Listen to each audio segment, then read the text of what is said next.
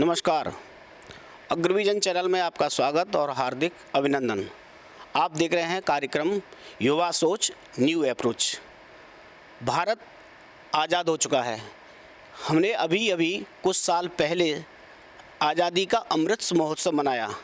आज़ादी का अमृत महोत्सव, इसका उद्देश्य था बच्चों को पता लगे कि हमारी जो आज़ादी है उसमें हमने कितना बलिदान दिया और क्या हम उस आज़ादी के महत्व को समझते हैं। डॉक्टर नंदकिशोर गर्ग हमारे साथ हैं। स्वागत कीजिए सभी डॉक्टर साहब का। लाए हैं तूफान से किश्ती निकाल के, मेरे देश को रखना बच्चों संभाल के। क्या उस जो तूफान से ये देश बाहर निकला है, क्या उसको संभालने में आप आज़ादी का कितना रोल मानते हैं? क्या है आज़ादी आपके शब्दों में, बताएं। मेरे हिसाब से सबसे ज़रूरी है इस देश के हर युवा को एकजुट रखना, चाहे वो हिंदू, मुस्लिम, सिख, ईसाई। जब हमने 1947 में आज़ादी प्राप्त करी तब उस समय सब एक साथ थे, और जब सब एक साथ हुए, एकजुट हुए, तब हमने अंग्रेज़ों को अपने देश से हटाया। तो इस समय भी मेरा ये कहना है कि अगर सब लोग एक साथ रहेंगे, हर व्यक्ति एकजुट रहेगा, खास करके युवा पीढ़ी एक साथ रहेगी, तब हमारा देश हर फील्ड में बेहद तरक्की करेगा। हाँ जी, अब बताइए क्या है आज़ादी का मतलब? सर, मेरे हिसाब से आज़ादी का अर्थ ये है कि सबके साथ समान शिक्षा मिलनी चाहिए सबको। आप बताइए क्या है आज़ादी का मतलब? सर, मेरे हिसाब से आज़ादी सबसे पहले आती है जब आप दूसरों की इज्जत करते हैं, और अगर वहाँ इज्जत नहीं है तो आज़ादी भी नहीं है। सबका मान सम्मान। सर क्या कहेंगे इसके बारे में आप? बच्चे ने जो पूछा कि सबका सम्मान होना चाहिए, ये आज़ादी है। बच्चा जो बोल रहा है वो बच्चे ने जो अब तक की शिक्षा प्राप्त की है अपने घर में या विद्यालय में, जितना उसने सीखा है उतना बोलेगा। और बच्चों से मैं बहुत उम्मीद यूँ नहीं करता कि हमारी शिक्षा पद्धति में इनको बहुत कुछ सिखाया भी नहीं गया। कुछ शब्द हमने रट लिए। अब आपने जिस कवि के वो शब्द बोले थे, मैं बच्चों से पूछूँ किस कवि का नाम पता है कि जिसने ये लाए हैं तूफान से किश्ती निकाल के बच्चों तुम रखोगे संभाल के, ऐसा विश्वास के साथ किस कवि ने लिखी थी ये लाइनें? तो ये कवि प्रदीप ने लिखी थी। एक फिल्म के गीत होते हुए भी कवि प्रदीप ने इस देश को बहुत अच्छे अच्छे गीत दिए। और ख़ास तौर पे जब हम चाइना से हारे थे तो जिस समय जो सबसे ज़्यादा जो गीत गाया गया था और जिसमें सबके आंसू आ गए थे, लता दीदी ने गाया था, वो भी कवि प्रदीप ने लिखा था। कौन सा था गीत, बता पाएंगे? आँख में भर लो पानी। आया ध्यान? थोड़ा आया ना? तो ऐसे कवि प्रदीप के ये, परंतु अभी मेरे इस बच्चे ने क्या बताया, स्वतंत्रता का आंदोलन के बारे में थोड़ा सा पृष्ठभूमि बताई। हमें सिखा दिया सबको हिंदू, मुस्लिम, सिख, ईसाई आपस में है भाई भाई, और सब ने मिल के आज़ादी प्राप्त की, ऐसा हमारे दिमागों में भर दिया है। अगर ये बात सच थी तो पाकिस्तान क्यों बना, बांग्लादेश क्यों बना? और सबसे ज़्यादा माइनॉरिटीज़ देश में जो हैं, टोटल 1 लाख से भी कम, वो कौन है? पारसी। और पारसियों में यदि आज 100 नाम गिनाने तो हम बैठे बैठे आप ही गिना दोगे 100 अच्छे पारसियों के नाम, जिन्होंने इस देश के लिए सबसे ज़्यादा कंट्रीब्यूट किया। तो 100 नाम बता सकते हैं, जबकि उनकी आबादी कुल 60,000 है। परंतु वो तो माइनॉरिटी का ना स्टेटस मांग रहे, ना अपने आप को ये कहते कि हम भारतीय नहीं हैं। टाटा का भी कहता सुना क्या आपने? जिसके अपनी संतान ही नहीं है, सबसे ज़्यादा दान करता हो, सबसे ज़्यादा लोगों को रोज़गार देता हो, ऐसे टाटा का नाम तो सबने सुना है ना? गॉडरेज साबुन वगैरह सबने यूज़ किया होगा। छोटे नगण्य आबादी, और जो अपने आप को 15-20 करोड़ मानते हों, और 20-20 करोड़ के 2 देश हमसे अलग करा लिए 47 में, और हम यही गाते रहेंगे हिंदू, मुस्लिम, सिख, ईसाई आपस में भाई भाई। अगर भाई भाई हैं तो फिर से एक क्यों नहीं हो जाते? फिर से अलग होने के लिए क्यों कोशिश जारी है? क्यों भारत के अंदर गणेश उत्सव पे पत्थर बरसाए जाएंगे? क्यों ये कहा जाएगा कि हमारे इस धर्म स्थान से आगे से निकलने से पहले सब चुप होके जाएं। ये कल भी आपने सुना होगा, अबू आज़मी महाराष्ट्र में बोल रहा है, तो इससे तो भाई भाई तो नहीं हुए। देश की आज़ादी प्राप्त करने के लिए बलिदान दिए, जिसने बलिदान ज़्यादा दिए वो लोग आज भी बेचारे, चंद्रशेखर आज़ाद का तो नाम सबने सुना होगा, उसकी सगी बहन बर्तन मांजती हुई देखी गई थी, अब तो 40 साल पहले की बात। शहीद भगत सिंह का नाम सबने सुना है, कोई उसके परिवार के नाम का आता पता है किसी को? क्योंकि विवाह तो नहीं किया था उसने भी। तो देश को आज़ादी दिला दी बिना खड़ग बिना ढाल, ये हमें गीत सुना दी, वो भी लिखा प्रदीप का ही है भाई। तो बिना खड़ग और बिना ढाल अगर आज़ादी मिली थी तो गुलामी क्यों हुए थे? आखिर पहले तो ये सोचना पड़ेगा कि हम गुलाम क्यों हुए थे। आज़ादी तो बाद की बात, जो सनातन निरंतर चिरंतन फॉलोअर है किसी देश में, जो सबसे पुराना विश्व का देश हो, जिसने सबसे पहले लोगों को गिनती सिखाई हो, सबसे ज़्यादा साइंटिफिक प्रोग्रेस हो, वो देश गुलाम क्यों हुआ? क्योंकि उसकी आपस के अंदर भेद इतने डाल दिए गए हमने अपनी बेवकूफ़ियों से, जाति को हमने ऊपर स्थान दे दिया और उसके कारण से एक दूसरे को नीचे दिखाने पे लग गए। विदेशियों को मौका लग गया, आगे आक्रमण करने आए, लूटने आए, यहाँ बसने के लिए नहीं आए थे। जितने विदेशी आए, अब नाम, क्योंकि आपने इतिहास का विद्यार्थी कोई रहा आप में से 12वीं तक, शायद ही कोई हो, नहीं होगा ना कोई, क्योंकि जब इतिहास का रहा भी हो तो हमें क्या पढ़ाएंगे? बाबर से शुरू करेंगे, औरंगजेब तक आ जाएंगे, 150-200 साल का इतिहास बता के उसमें ही सारा हमें हमारी जो क्षमताएं योग्यताएं हमारी याद को भर देते हैं। ये देश कितना पुराना, सबसे पुराना विश्व में लिखित इतिहास वेद माने जाते हैं। वेद भी लिखित कह रहा हूँ, सबसे पुराना, श्रुति के आधार पर हजारों साल रहा।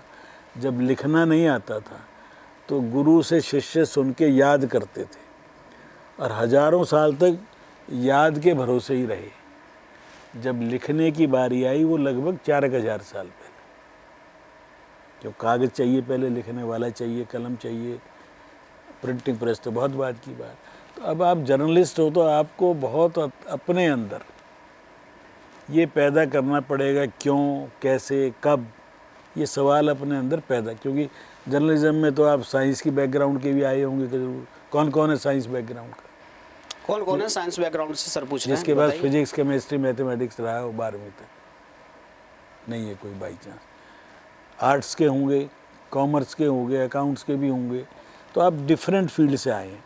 और ये एक ऐसा सब्जेक्ट है, मैं इनके टीचर्स की भी, कि लगभग मेरे ख्याल 20-22 टॉपिक आपको पढ़ाने हैं 3 साल में। फिल्म बनाना, फिल्म बनाने के अंदर भी कितने वो एस्पेक्ट हैं। जर्नलिज्म तो कहने को एक हो गया ना, तो इसमें डायरेक्शन अलग आ गई, स्क्रिप्ट राइटिंग अलग आ गई, डायलॉग अलग आ गए, फोटोग्राफी भी, स्टिल फोटोग्राफी, वीडियो, मतलब इतना कुछ सीखेंगे। फिर इसके साथ आप PR का काम सीखना, अपनी दुनिया भर। मैं सबसे मुश्किल सब्जेक्ट मानता हूँ। जो विद्यार्थी मेरे पे 2 आ भी जाते हैं पूछने, ये तो शौक़ के लिए है। जो जर्नलिज्म में आया है उसको तो शौक़ होना चाहिए। फ़ोन आ गया चैनल से कि 6 बजे वहाँ एक्सीडेंट हो गया, जाके बेटा उसको कवर करना है, तो आपके पास तो कोई ऑप्शन नहीं, आदेश आ गया, जाना है। रेल दुर्घटना हो गई, ये हो गया, वो, तो आप तो 24/7 के लिए अपने को तैयार करना है। आज हमारे को इस इंस्टीट्यूट से मुश्किल से 14 साल हुए, 15 साल, 14 साल हो गए। आज आप में से 2-3 बच्चे आप जैसे प्रधानमंत्री के इनपुट देते हैं स्क्रिप्ट में, बोलने में। PMO में हैं 2 बच्चे, चैनल पे भी हैं, ग्लैमर भी है, फिल्म भी बना रहे हैं, एक्टिंग भी कर रहे हैं, तो बहुत कुछ है। परंतु अपने को जानना ज़्यादा ज़रूरी है। मैं कौन हूँ, मेरे होने का उद्देश्य क्या है। आखिर मैं, भगवान ने मुझे भेजा किसी घर में, मैं वहाँ बेटा बेटी बन के आया, छोटे से आज 18-19 साल के हो गए। अब मेरा उद्देश्य क्या है, मुझे क्या बनना है। और देश को जानना, पहले तो अपने को जानेंगे फिर देश को जानेंगे। तो हमारे पास तो एक से एक उदाहरण है जानने के लिए। सर आते हैं हम अपने कार्यक्रम पर, जो हमारा विषय है आज़ादी। तो जैसा कि सर ने बताया और जैसा कि मैं समझ रहा हूँ कि हिंदू, मुस्लिम, सिख, ईसाई आपस में सब भाई भाई। आज के समय पे ये जो लिखा हुआ है, ये जो मुहावरा बना हुआ है, ये सटीक नहीं है। क्या वास्तव में जो जातिवाद की बात चल रही है, जो देश को बांटने की बात कर रहे हैं जाति पे, क्या वो है? आप क्या मानते हैं? सर जैसे हमारे में अभी जो नया यूथ है, हम बहुत देख रहे हैं कि वो आज़ादी मांग रहे हैं। JNU के स्टूडेंट्स है या अलीगढ़ यूनिवर्सिटी के स्टूडेंट्स हैं, वो बहुत आज़ादी कर रहे हैं। उनको किस चीज़ की आज़ादी चाहिए बेसिकली? अब ये तो उनसे पूछना चाहिए ना। उनको समझ आ जाएगी तो नहीं मांगेंगे। कोई भी आज स्वतंत्रता चाहिए, कितनी, एक मर्यादा में रह के। उसके लिए हमारे पास उदाहरण भगवान राम का है कि आज्ञा पालन करने के लिए कठोरतम आज्ञा का पालन किया और चले गए। पानी नदी में बहता है, कोई दिक्कत नहीं। जब बाढ़ आती है, किनारे तोड़ के जाता है, तो वो प्रलय ले आता है, हजारों लोग मरते हैं। तो मर्यादा में रहकर हम, माँ बाप हमारे लिए हमारे आदर्श हैं कि पहला गुरु कौन है? माँ। अब माँ से आज़ादी चाहिए तो माँ तो टोकेगी ना। पहले तो ज़बरदस्ती सुबह खिलाएगी, नहीं बेटी भूखी है तो कमज़ोर हो जाएगी। मतलब कोई भी माँ से ज़्यादा प्रेम करने वाला दुनिया में कोई नहीं हो सकता। और माँ, पशु की भी माँ उतना ही प्यार करती है, पर वो एहसास नहीं कराती। और हम सब कुछ जानते हुए सबसे ज़्यादा अनादर माँ का करते हैं। आजकल का यूथ खास तौर पर सबसे ज़्यादा हम टेकन फॉर ग्रांटेड माँ को लेते हैं, लड़ लेते हैं, उसकी माँ बात नहीं मानते। वो भी फिर भी बेचारी इसलिए कह रहे हैं कि वो माँ ही रहेगी। बाप फिर भी गुस्सा कर सकता है, माँ गुस्सा भी करेगी तो खुद रोएगी। तो हम, आज़ादी सबको चाहिए, आज़ादी होनी भी चाहिए, पर सीमाएं सबकी हैं। लक्ष्मण रेखा माँ जानकी ने भी यदि पार कर ली थी तो 15-16 महीने सज़ा मिली, कठोरतम सज़ा मिली। अकेले में रोती थी, जंगल में रहती थी, जंगल से और अति जंगल में। लक्ष्मण रेखा नहीं तोड़ती तो अपहरण नहीं होता। ऐसे हम आज़ादी चाहिए। माँ कहती है बेटा 9 बजे तक घर आ जाना। ये बेटा थोड़ी छूट बेटे को दे देते हैं आज भी कि 10-11 बजे तक बेटे आ जाना। ये तो, परंतु किसके फ़ायदे के लिए कह रहे हैं? आपके लिए। ये बात शायद उस समय नहीं पहचान पाते हैं। मान आज हम सब क्या कह रहे हैं, फ़ोन कम से कम यूज़ करो। धीरे धीरे ये भी आ गया, संत यहाँ तक भी उपवास करते हो तो 2 घंटे का उपवास फ़ोन से कर सकते हो क्या आप? कि खाने का तो आप 8 घंटे 10 घंटे भी कर लेंगे, क्या 2 घंटे इस डबिया को दूर रख सकते हो? अभी अभ्यास से तो रख सकते हैं। 2000 तक किसके पास फ़ोन था? आपकी जो उम्र है, ये 2005-06 के आसपास के पैदा हुए होंगे आप। तो ये 98 में आया ये तो ज़्यादातर। तो ये सब चीज़ें कितने, पर आज हम उससे आज़ाद नहीं हो पा रहे। आज़ादी चाहिए। हम टेलीफोन से आज़ाद होना चाहें तो नहीं हो पाएंगे ना। अभी एडिक्शन है ना। तो बहुत आज़ादी का अलग अलग संदर्भ में अलग अलग मायना निकलेगा। परंतु स्वतंत्रता चाहने के बाद भी पक्षी शाम को वापस आता है। साइबेरिया से पक्षी आते हैं भारत में, भरतपुर में, और उन्हें पता है कि 4 महीने बाद वापस लौटना है। तो सबको अपना जीवन भी ऐसे ही भगवान ने दिया, तो हम सबको जाके जवाब देना। हम सब छिपा सकते हैं कैमरों से इसे, परंतु भगवान से कुछ नहीं छिपा सकते। इसलिए आज़ादी चाहिए, परंतु ऐसा किसी आज़ादी का कोई फ़ायदा नहीं जो हमें बाद में जिसके कारण से शर्मिंदा होना पड़े। इसलिए आज़ादी भी चाहिए, अपने अंदर संयम भी चाहिए। संयम और आज़ादी दोनों साथ साथ चलें तो उस आज़ादी का फ़ायदा। बेटी पढ़ाओ, बेटी बचाओ, इस तरह के काफ़ी नारे हैं और उसमें हमें स्वतंत्रता में बच्चों को पढ़ाने का बड़ा अधिकार मिला है।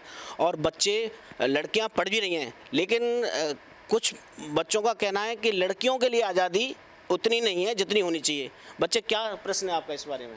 सर मेरा नाम महक है। जैसे आपने अभी बोला कि लड़कों को थोड़ी छूट मिल जाती है, पर ऐसा क्यों? लक्ष्मण रेखा तो सबके लिए होनी चाहिए ना, चाहे लड़का हो चाहे लड़की। अगर लड़के रात को बाहर नहीं निकलेंगे तो शायद हो सकता है लड़कियों के लिए वो और सेफ हो जाए। Thank you. मैं ये नहीं कह रहा कि नहीं चाहिए, मिलनी चाहिए, परंतु घर वाले आज भी उम्मीद क्या करते हैं कि देर होने से पहले मेरी बेटी मेरी बहन टाइम घर पर आ जाए, इतनी। मतलब काम पे आप बड़ी हो जाएंगी तो लड़की नहीं रहेगी जब आप एक मेच्योर है। अब सॉफ्टवेयर इंडस्ट्री में जा रहे हैं बच्चे, अब वहाँ सवेरे 6 बजे जा रहे हैं, नोएडा गुड़गांव और आते आते 9 बजते, करना पड़ेगा काम। काम करने की यार वो दोनों में अंतर है। आज़ादी का अर्थ कपड़े पहनने की आज़ादी कितनी चाहिए, पर उसका अर्थ क्या है, वो अर्थ हमें समझ में आ जाए और वो समझेंगे हम अपने रोल मॉडल कौन है मेरा। हर आदमी का अपना एक रोल मॉडल होता है निश्चित तौर पर। वो घर का भी आदमी हो सकता है, बाहर का भी हो सकता है, कोई अध्यापक भी हो सकता है। उसको देख के ही तो हम सोचते हैं ना आज फैशन कैसे बनता है, फैशन बदलता कैसे है। हमारे ज़माने में देवानंद कैसे बाल बार है उसी को देख के फैशन था। पैंट इतनी चौड़ी चौड़ी पहनते थे तो वो फैशन था। उसके बाद बहुत टाइट आ गई तो बदलता रहा ना, शाश्वत नहीं। पर शाश्वत क्या चीज़ है?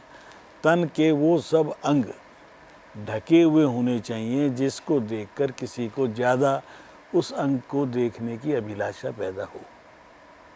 तो हमारे को अपनी चीज़ का हमें स्वयं पता है ना, वो कमज़ोरी सब में हो सकती है, होती है, परंतु हम अपना प्रदर्शन या नुमाइश ना बने, औरों को दिखाने के लिए नहीं, अपनी मर्यादा में रहकर खूब।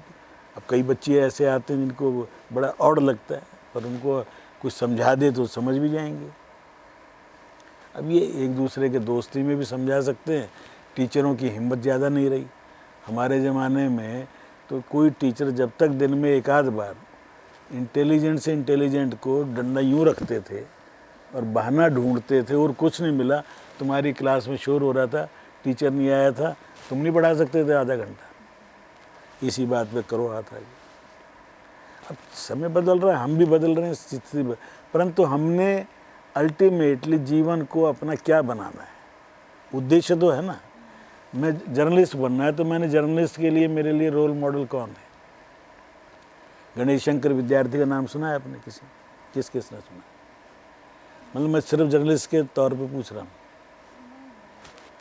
हाँ, तो परंतु उसके नाम पर पूरा मेडिकल कॉलेज कानपुर में ऐसा शहीद भी था, राइटर भी था, लेखक भी था।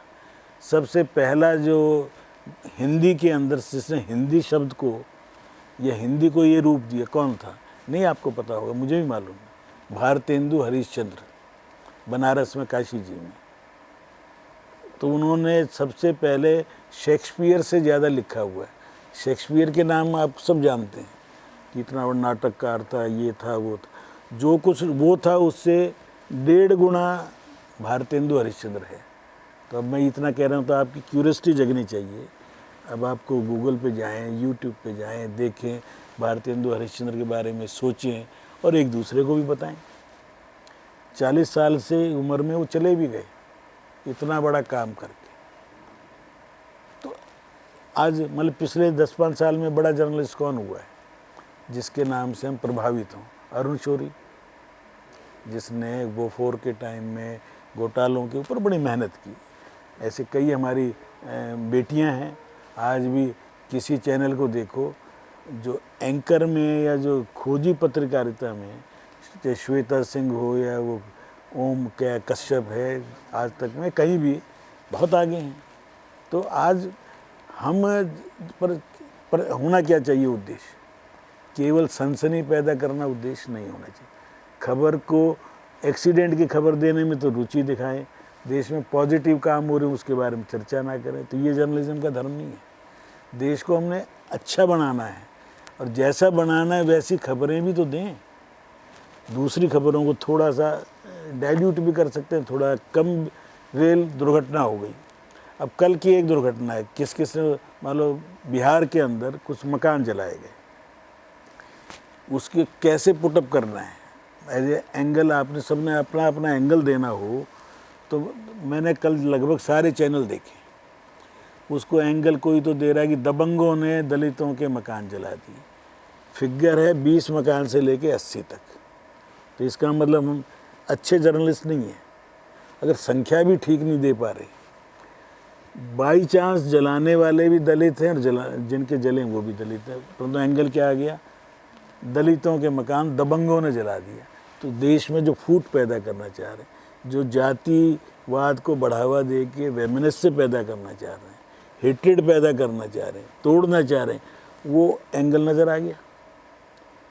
गलत घटना है, नहीं होनी चाहिए, ज़मीन के डिस्प्यूट हैं कोई सर्वे में, परंतु आप मकान जला के क्या किसी को क्या मिला, मकान क्या झुग्गियाँ हैं बेचारों की, परंतु एंगल क्यों दे रहे हो उसमें? उसके अंदर यदि एंगल दे के आप भड़काने की कोशिश करें, अनरेस्ट पैदा करने की कोशिश करेंगे, देश में विभाजन पैदा करने की कोशिश करेंगे, तो अब जर्नलिस्ट का धर्म नहीं है। पत्रकारों को भी एक लिमिट तक पत्रकारों को भी एक लिमिट तक स्वतंत्रता होनी चाहिए। क्या मानते हो आपके पत्रकारों को स्वतंत्रता नहीं है? सर आजकल पत्रकारों को सोशल मीडिया पे या मीडिया जो पत्रकार हैं उनको काफ़ी थ्रेट्स मिलते हैं, उनको जान की धमकी मिलती है, तो उस पर आपका क्या है कि वो अपना काम ठीक से नहीं कर पाते उस धमकी की वजह से? एक तो जिसको ये सोशल मीडिया जिसको कह रहे हो आप लोग, सबसे ज़्यादा अनसोशल कोई है तो ये सो कॉल ये जो ये यूनिवर्सिटी जिसको बता देना, चाहे जिसके मन में जो आए, कोई वेरिफिकेशन नहीं, कोई ऑथेंटिकेशन नहीं, जिसके जो मन में आए वो बोल देता है। जिसको ABC नहीं पता किसी चीज़ की, वो अपना ज्ञान उसके अंदर ज़बरदस्ती हमारे दिमागों में डालने की कोशिश करता। तो ना तो दूसरी जो थ्रेट की बात है, वो पॉपुलर होने के लिए, TRP बढ़ाने के लिए कोई कहता मुझे थ्रेट आई है। कौन आदमी किसको थ्रेट देगा? बिना किसी कारण, बिना कोई कॉज ऑफ एक्ट होता है ना, कॉज एंड एक्शन, कोई भी चीज़ बिना किसी कारण नहीं होती।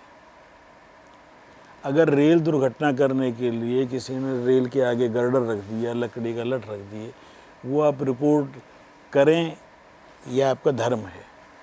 क्या एंगल देंगे ये भी फिर आपके डिपेंड करता है आपके ऊपर। तो वहाँ आपको जर्नलिस्ट को सत्य कहना है, सत्य की कैजुअलिटी ना हो, सत्य की हत्या ना हो, ये ध्यान करके आप रिपोर्टिंग करिए। दूसरा क्या है फिर, वो कहना है जिससे समाज का भला हो। अगर मैं सच है, एक गाय को कसाई, गाय जा रही है दौड़ती हुई, उसके पीछे पीछे कसाई जा रहा है, मुझे पता है ये कसाई है, मेरे से पूछ रहा है आपने देखी है गाय इधर गई है, तो मैं सच बोलूँगा तो गाय की हत्या होगी, झूठ बोलूँगा तो गाय बच जाएगी, उससे थोड़ा झूठ बोल रहा हूँ। तो ऐसे में चॉइस फिर आपके विवेक पर डिपेंड करता है कि उस समय आप कितने अलर्ट हैं और दोनों में से कौन सा नुकसान आपको ठीक लगता है। गाय बच जाए तो थोड़ी सी झूठ भी बोलने में भगवान भी आपको क्षमा करेगा। तो बहुत आपके दिन में से 100 बार अपनी परीक्षा खुद लेंगे आप। सबसे मुश्किल पेशा है ये। बाकी सारे पेशों में झूठ बोलने का लोगों का स्वभाव बन सकता है, परंतु आप झूठ बोलेंगे तो समाज का अहित होगा, देश का अहित होगा। तो राष्ट्र प्रथम ध्यान करके जर्नलिज्म करें, बहुत मुश्किल है, बहुत बड़ी तपस्या है। उसके बावजूद अपनी पसंद नापसंद का ध्यान नहीं करें और केवल ये दें कि सत्य क्या है, तो आप अच्छे जर्नलिस्ट बनेंगे। अच्छे जर्नलिस्ट बनने के लिए आपको सटीक पत्रकारिता करनी है, देश हित में करनी है, राष्ट्र प्रथम की भावना आपको साथ में रखनी है और हमेशा अपने राष्ट्र के बारे में सोचना है। आपको किस तरह की रिपोर्टिंग करनी है, उसके आपके पास साक्ष्य होने चाहिए और साथ साथ आपको एक जिज्ञासु बनना है कि आप जर्नलिस्ट हो। जब तक आप जर्नलिस्ट नहीं बन सकते, जब तक आपको नहीं पता स्वतंत्रता के बारे में हम बात करें तो हमें स्वतंत्रता सेनानियों के योगदान के बारे में पता होना चाहिए। इसी के साथ हमें दीजिए अनुमति, अगले कार्यक्रम में फिर हाजिर होंगे। नमस्कार, बहुत बहुत धन्यवाद आप सब लोगों का।